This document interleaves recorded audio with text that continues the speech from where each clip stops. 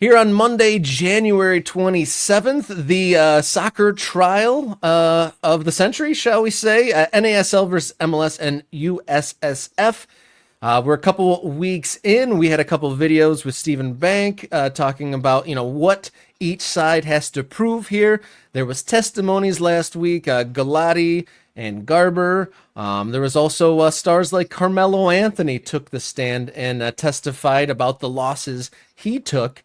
But one of the interesting notes, one of the articles in The Athletic was Carmelo Anthony's testimony last week might have actually narrowed the amount that could potentially be won by NASL.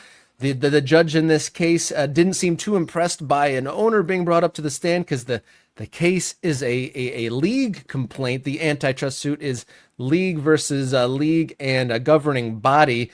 But they had Carmelo Anthony, former or owner of Puerto Rico's franchise in the NASL that went debunked after a hurricane, and in the non-sanctioning, he complained about losing lots on this deal, but might have backfired because the judge afterwards said, I'm not sure why they brought an owner up because these are supposed to be about league losses. And he was complaining about personal losses as an owner. So interesting developments in a trial that might go on for a while. Yeah, look, I might think like, well, obviously, what U.S. Soccer and MLS, if you are siding with NASL, what they did hurt Carmelo Anthony's ability to recover, maybe from what happened with Maria, what happened with Puerto Rico FC. I will say just a little bit of insight, and I don't recall exactly how I felt at the time, but I went and met with Tom Paine, who was the man charged with running the Puerto Rico FC operation in Puerto Rico. Tom Paine, brother of Kevin Payne, former president of the LA Galaxy, Tom Paine, as well. Cousin of T-Pain? No, not related to T-Pain, I don't think. I'll check on Okay. that. We can check on that, but I'm pretty sure not related to T-Pain. So my wife is Puerto Rican. I was in Puerto Rico. I knew about this club launching. Carmelo Anthony is owner. I was very intrigued. I wrangled a meeting with Tom Paine just to talk. I was sort of in a journalistic exercise. I wasn't going to try to get a job. I just wanted to know what was going on. And we had a nice chat. I actually went out to tryouts. I went out to the open tryouts that they were doing as they were putting the team together and talked to some of the guys in the stands. And then, lots of them Americans who had played college, who were just who were told that by their agent that it was an opportunity to maybe play in a professional league, in a professional team in Puerto Rico. And it looked like they might have some momentum. Now, I am not an expert, despite the fact my wife is Puerto Rican and I spent a lot of time there. I'm not an expert on the place of soccer in Puerto Rican culture.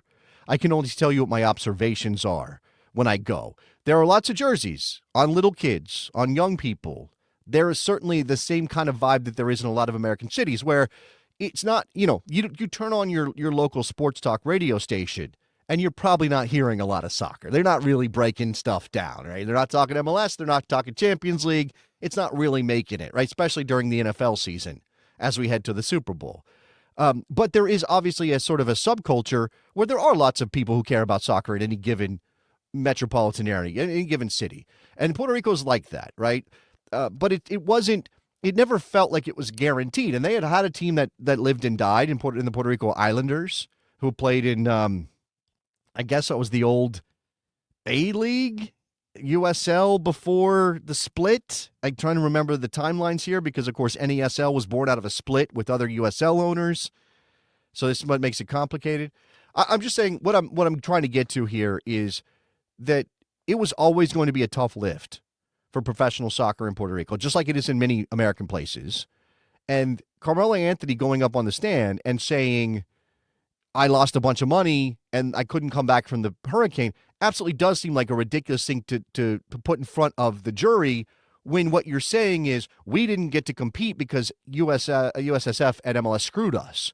How does anything that Carmelo Anthony says about how difficult it was to run a soccer club in Puerto Rico relate to the way U.S. Soccer or MLS handled the situation? We don't have a lot of reports on what Galati said or what Garber said. I'm also reading that Clark Hunt, whose family owns FC Dallas, whose dad was one of the original MLS investors, whose name is on an MLS trophy, the MLS Cup trophy is the Lamar Hunt trophy, right? Is that right? Oh, no, the Open Cup trophy. Excuse me. The Open Cup trophy is the Lamar Hunt trophy. Clark Hunt, owner of the Kansas City Chiefs, who have some stuff going on, if you didn't know, was on the stand last week ahead of the AFC Championship game talking about this. A quote I can pull out of this story from Melly Anzadai over at The Athletic is, they were frankly never really on my radar. I was not aware of them. And he's talking about the NASL. He's saying, we are eagles and they are flies and we did not care about them, is what he's saying. I don't think he said it with that kind of All right. tone, but did he sneer? I mean, did he sneer with it? It's almost like, I didn't notice what I stepped on under my shoe. Why would we bend over to wipe the shoe if I didn't even know if I had anything on the bottom of my shoe? Maybe. It says Hunt's 40-minute testimony dove into his family's sports empire, talks about Lamar Hunt, how he founded the AFL. That's interesting in the context of the NASL, right? Because the NASL at a point when Rocco bought the Cosmos and when they decided to go kind of all in on challenging MLS or wanting to be a first division league, I'm not saying the idea was let's do what the AFL did and one day merge with Major League Soccer, but that is a path that has been followed by professional sports organizations, leagues that have challenged the established league in the past, ABA, AFL. These things have worked in that regard, and I imagine that this was part of it, that, hey, your dad started a league, and then that league merged with the NFL. You kind of should be on the side of the NASL in this thing, right? Like you should see the opportunity here that competition can sometimes make stuff better. And I'd be curious to know how that played with the jury. Clark said, in terms of his dad, he still believed the sport of soccer had a very bright future in the United States as after Lamar Hunt was encouraged to invest in MLS after he had been part of the NASL 1.0 and that had collapsed. He said his father made the phone calls to Phil Anschutz and Robert Kraft and all the billionaires. So, again, without Lamar Hunt, then we probably don't have Major League Soccer. Case resumes today. Rocco Commisso is expected to take the stand today, Rob. And I imagine we will get some fireworks out of that. I don't know if he's on the stand right now as we speak. I wish we had some way to know what was going on in that courtroom. And I think it's in Brooklyn, right? I really, really wish I knew. Yeah, this is where if we were overseas, there would be, 24-hour news choppers following like a chopper, like, oh, here comes Rocco Commisso walking into the courthouse in Manhattan. But we don't have that. We do have some athletic reporters covering it and some others, such as Stephen Bank and other guests we've had to talk about this. But we don't have up-to-the-minute reporting on this, unfortunately. But Rocco Commisso, who is probably, I don't think it's confirmed, but is probably paying for the entirety of this legal case on behalf of NASL. He owns teams abroad. He's back over here. He never dropped the suit. I mean, is Commisso stubborn, or like what is his benefit to keeping this case going at great expense for nearly a decade, do you think? Well, go back and watch the interview I did with Stephen Bank. And Stephen's opinion, I think it's a reasonable read, but I think it is opinion ultimately, is that this is just very wealthy, powerful people arguing over who gets to be in charge. That's basically what this is. Like, Rocco thinks his idea of how soccer should work is better than the U.S. soccer idea of how soccer should work, or the MLS idea of how soccer should work, or the other billionaires, the other extremely wealthy people like Kraft, like Anschutz, like the Hunts, like, name your billionaire that's involved in soccer in America. Rocco thinks his idea is better. And so this is why I am not emotionally invested in this, in the sense that, I think you could very easily draw a line with a simple reading and say it's the big establishment of U.S. soccer and MLS versus the little guy in the NASL, the upstart league that's there for the people. Like, you could twist a narrative to see this lawsuit as David versus Goliath. It ain't that. It's not David versus Goliath, right? It's Goliath versus Goliath, with the caveat that the clubs and the teams that are attached to one of those, in this case Rocco Commisso, we're not the established teams, right? We're not the teams that had launched in '96 and put in restrictions on spending and done single entity and prevented any idea of promotion and relegation by being a closed league and all of those things. And I'm not sure the NASL ever would have gotten to those places, but they love to talk about them, right? They love to talk about challenging MLS. They love to talk about ProRel. They love to because it was free, because it cost them nothing to talk about those things as a way to set themselves up in opposition to MLS. You're saying that if Rocco Commisso and NASL were given the brevity to do what they wanted to do, they might not be doing anything necessarily any different than MLS? I find it difficult to believe that when the pressures of operating a soccer league in America would come down on them, that they would suddenly be like, you know what, the best thing for the game is, let's just open everything up. Let's do ProRel. Let's not have franchise area rights. I don't know, right? Because, we only have MLS and USL. Both of those leagues operate to their own self-benefit without any notion of working together. Why would the NASL be any different?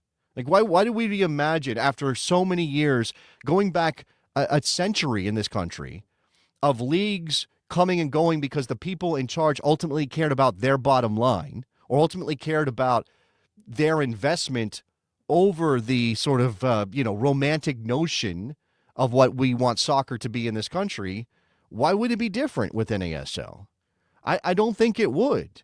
I am here and I am willing to listen to an argument that the way soccer is governed in America is wrong or broken or needs to be fixed in some way.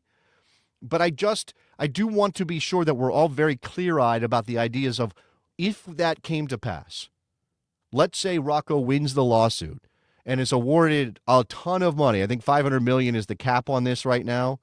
If he's awarded the full $500 million, what would it do? What good would it do in American soccer?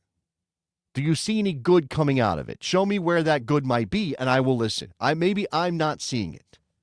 Well, perhaps it would just maybe make any sort of possible future abuse maybe think twice, that there are people looking over their shoulders. Maybe it might make some concessions or something like that of how they operate. I mean, SUM, the Sports United Marketing, has been unraveled since this lawsuit came up. That is true. That is true. And again, go back and listen to the interview with Stephen Begg ahead of the trial, or as it was beginning, because he does nothing has changed through the trial as to what Stephen Begg was talking about and what was at stake. And he said, he would have advised MLS to divest Soccer United Marketing before they did it, but ultimately they did do it. And yet, yes, you could argue it came out of the threat that this case posed. I suppose that is one place to go.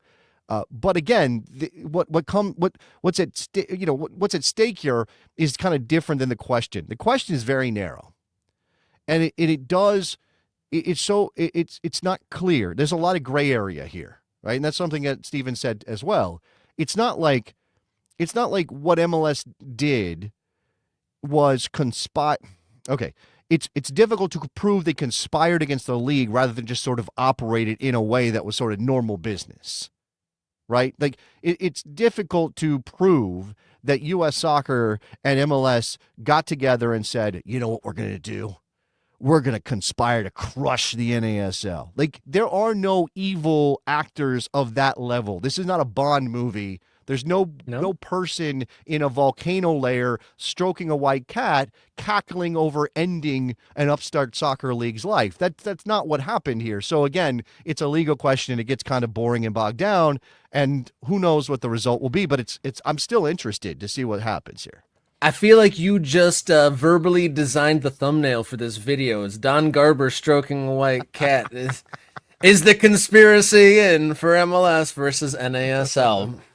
More on Morning Kick Around, and we shall see. I'm interested to see what the news comes out with Rocco Commisso. Not the perfect messenger, but we shall see how this all plays out. What updates we have from the soccer trial. Thank you everyone for tuning in, and if you haven't already, click subscribe on the Morning Kick Around YouTube channel. We are on the march to 1,000 YouTube subscriber. So thank you everyone who's done so already, and continue to spread the word. The show only grows with you guys in the audience. Contact us and follow along on social media. MKickaround on X, Instagram, and Blue Sky. Write us a note, morningkickaround@gmail.com. And brand new to the show, we have a Ko-Fi account. If you can support us, you can buy us a coffee or make a monthly donation. Ko-fi.com/morningkickaround to do so. All right. We'll have much more coming up. We'll see you on Wednesday. Your morning's been kicked. Until then, enjoy your soccer.